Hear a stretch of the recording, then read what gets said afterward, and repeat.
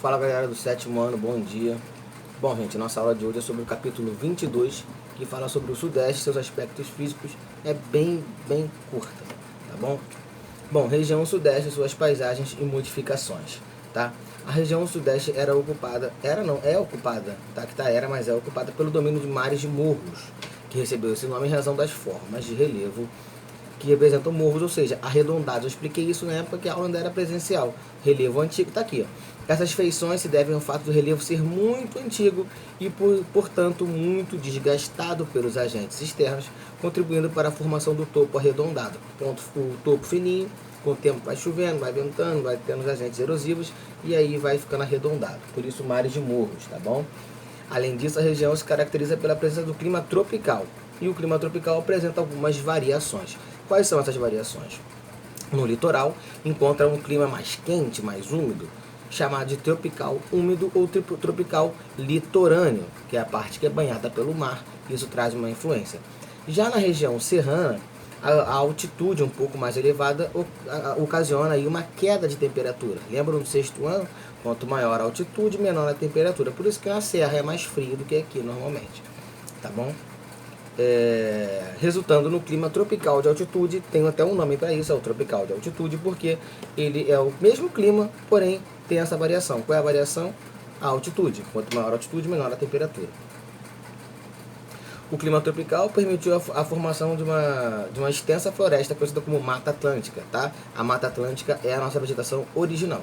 Ela cobria, o título fala, paisagens e modificações. Ela cobria 95% da região sudeste, sendo a principal formação que se estendia ao longo da faixa litorânea, até desde aqui de baixo até lá em cima, até no Nordeste.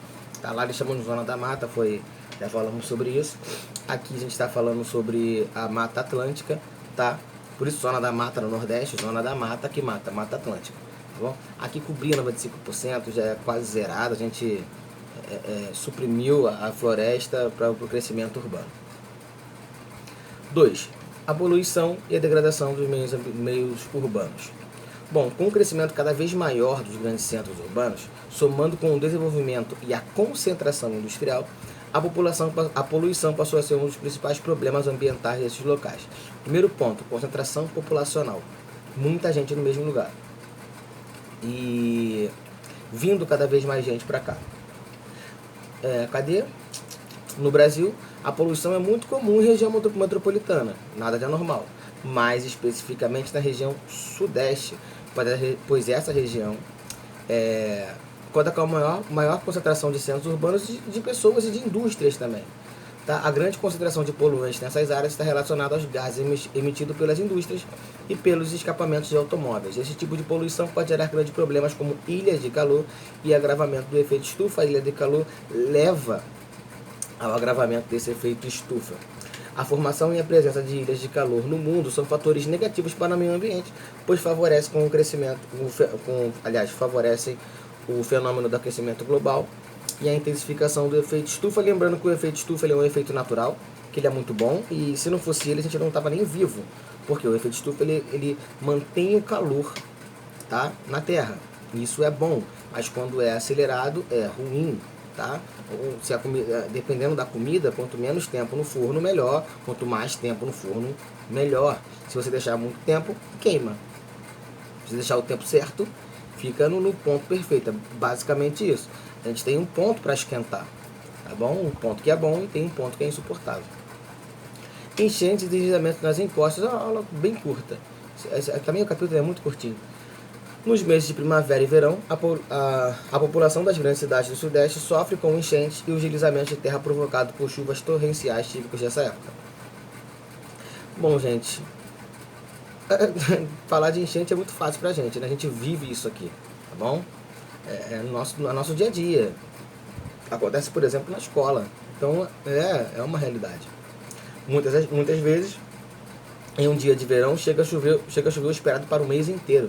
Essas fortes chuvas causariam menos danos se não houvesse problema da impermeabilização dos solos urbanos. Professor, o que é impermeabilização dos solos?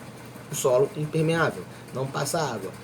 Por quê? Em razão da grande quantidade de construções, da falta de árvores, as chuvas não são bloqueadas e não se infiltram no solo.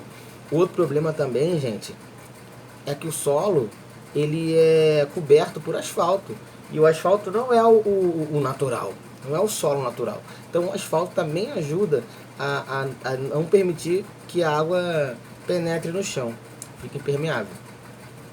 A água da chuva também carrega o lixo das ruas, que entope as galerias dos rios e tudo mais, e agravam esses problemas. E aí também nós temos o problema de deslizamento de terra, muito também levado em conta as construções irregulares, tá? Vira e mexe a gente vê algo sobre isso. Então, basicamente isso, são só esses 3 pontos aqui. Qualquer dúvida, só falar, beleza? Tamo junto.